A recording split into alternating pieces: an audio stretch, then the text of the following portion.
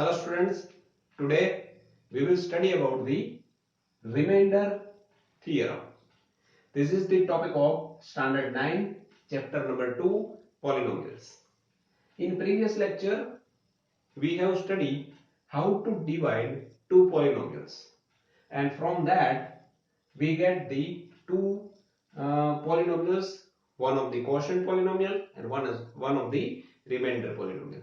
So we study the division algorithm for the polynomials in the last lecture. So in today's class we will study the remainder theorem. As this topic is related to the remainder, first of all we will divide two polynomials and observe the remainder. What will be the remainder we get? So to divide that, first of all we take one polynomial p of x is equals to 3x cube minus x square minus x minus 4. Right? This is our dividend polynomial. And what is the divisor polynomial is g of x is equals to x minus 1. So the division is possible. The first question may arise in your mind is that is the division is possible? Yes, division is possible because here the degree of this polynomial is 3 and here the degree of polynomial is 1. As the degree of the dividend polynomial is greater than the divisor polynomial, division is possible. So first we will divide this given polynomial p of x 3x cube minus x square minus x minus 4 with x minus 1. So now what will be the first term for the quotient? Here I write down first term as a quotient is 3x square. Why only 3x square? So to decide that, in last lecture also I have said that divide the first term or divide the higher power term of the dividend polynomial by the higher power term of the divisor polynomial. So here we have to divide 3x cube with x. So by dividing 3x cube with x, 1x will cancel out, 3x square will remain. That is why the quotient, first term of the quotient will be 3x square. So now multiply 3x square with x and minus 1. Then what will happen? 3x square into x is equals to 3x cube, and 3x square into minus 1 is equals to minus 3x square. So now as we are dividing, we have to subtract both this term from this dividend polynomial. So this term remains, this all terms remains as it is. We have to change the sign of both this term. As this is plus, this will become minus. This is minus term, this will become plus. Now what will happen? This 3x square, 3x cube and this 3x cube will cancel out each other. Okay. Now we have to simplify whatever the remain we have. So here we have plus 3x square and here we have minus x square. So plus 3x square minus x square, that is plus 2x square. Minus x minus 4 remains as it is. Now to decide the second quotient term, again we have to divide the higher power term 2x square with higher power term x. So 2x square divided by x is equals to 2x. So the second term of the quotient will be 2x. Now multiply this 2x with both this x minus 1. First of all 2x into x is 2x square. 2x into minus 1 is minus 2x. Now again we have to subtract both this term. So by changing the sign, this term will become minus, this term will become plus. Now this is plus 2x square, this is minus 2x square. By cancel out both this term, what will remain? Plus 2x minus x. This is gives us plus x. And minus 4 remains as it is. Now we have to check that this further division is possible or not. So check here. Now the dividend polynomial is x minus 4 and its degree is 1. Here also divisor polynomial has degree 1. Still the degree is equal, so the division is possible. So what will be the quotient we have to take as a third term of the quotient? So to divide this x higher power term with this x higher power term, so x divided by x is equals to 1. So the third term of the quotient will be 1. Now x into 1 or 1 into x is equals to x, and plus 1 into minus 1 is equals to minus 1. Again, by changing the sign, this term will become minus, x will become minus, this minus 1 will become plus. So this plus x and minus x will cancel out each other. Minus 4 plus 1, that is equals to minus 3. Now there is no variable, so the degree of this polynomial is 0 and the degree of this polynomial is 1. So the degree of the dividend polynomial is now become less than the degree of the divisor polynomial. So now the division is not possible. So whatever we have will be the remainder. So minus 3 is the remainder for this division. Okay. So remember one thing, this is the remainder. We will call this as r of x. Now this remainder has a relation with this divisor polynomial. And what is that relation?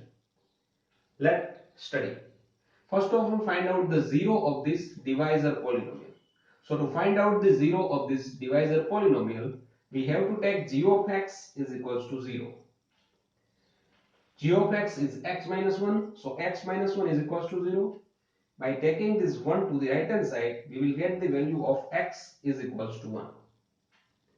Now, this value of x, by putting into the dividend polynomial, let us see what will happen. So find the polynomial value of this dividend polynomial at x is equals to 1. By putting x is equals to 1, what will happen? P of 1 is equals to 3 into 1 cube minus 1 square minus 1 minus 4. So 3 remains as it is, 1 cube is 1, so 3 ones are 3. Minus 1 square is 1, so minus 1. This minus 1 as it is, this minus 4 as it is. What will be the result? 3 minus 1, 4, 5, 6. Minus 6 plus 3. That is equals to minus 3. And you can notice that this is the same answer as we get as remainder, minus 3. So that this is equals to r of x. So the p of 1 is equals to r of x. This means this remainder has a relation with the value of this polynomial at x is equals to 1. So whenever we just find out the remainder, we do not need to divide these two polynomials. What we have to do? Just find out the 0 of the divisor polynomial. As we have got here, x is equals to 1. X is equals to 1 is the 0 of this divisor polynomial. That value of x put down in the given polynomial. And we get the remainder value. Right? So this value of remainder by dividing we get, and by putting the 0 of this divisor polynomial into dividend polynomial, we get the same value. Okay? Okay. So now we will study the statement of the remainder theorem. Why we first see the example? We see the example first because now this statement is easy for you to understand. So what is the statement? Let p of x be any polynomial of degree greater than or equal to 1, and let a be any real number. Like we have taken p of x with the degree is equals to 3 in the example that we have shown. And what is a? A is any real number. Now what will happen? If p of x is divided by the linear polynomial x minus a, then the remainder is p of x. Now what will happen? If we divide this given polynomial p of x that we have taken as with degree is equals to 3, and if we divide that polynomial by the linear polynomial x minus a, that means we have divided the given polynomial by x minus 1, and x minus 1 is a linear polynomial. Then the remainder is P of A. In place of A, we have taken 1. So our remainder, what we will get is minus 3. And what will happen if we find the value of polynomial at x is equals to 1? That is P of 1. We get the same value. That is why here said that the remainder is P of A. That we get as P of 1. P of 1, why? Because we divide the given polynomial with x minus 1. So this is the statement of the remainder theorem.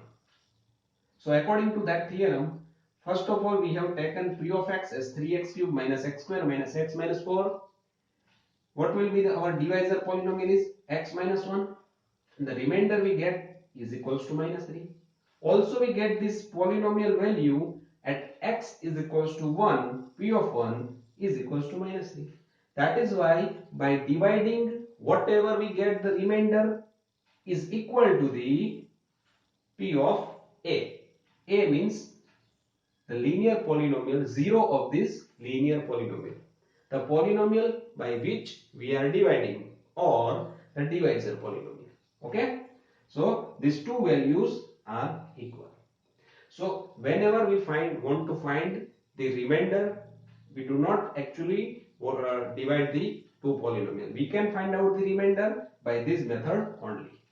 And this is the importance of this remainder theorem. Okay, to see this, let's see one of the example.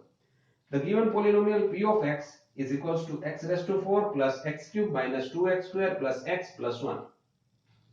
And we want to divide this polynomial P of x with this polynomial g of x is equals to x minus 1.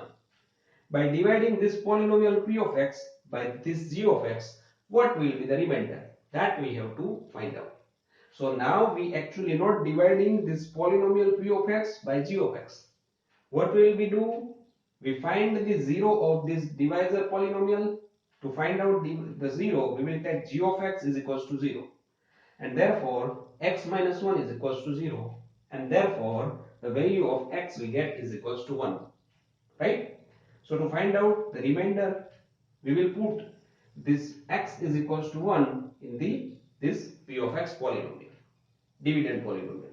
So by putting 1, P of 1, we will get 1 raised to power 4 plus 1 raised to power 3 minus 2 in the bracket 1 square plus 1 plus 1. Now 1 raised to 4 is 1, 1 raised to 3 is also 1, 1 raised to square is 1 and 2 ones are 2, plus 1 remains as it is. Now what will be the result? 1 plus 1, 2, 2 minus 2, 0, 1 plus 1, 2. So the answer is 2. And this will be the remainder. Therefore we can say that the remainder is equals to 2. On dividing this P of x polynomial with this g of x polynomial, we get the remainder is equals to 2. You can verify this thing by actually dividing this P of x polynomial with this g of x polynomial. Okay, you will get the same result. So this is all about the remainder theorem. Okay, thank you.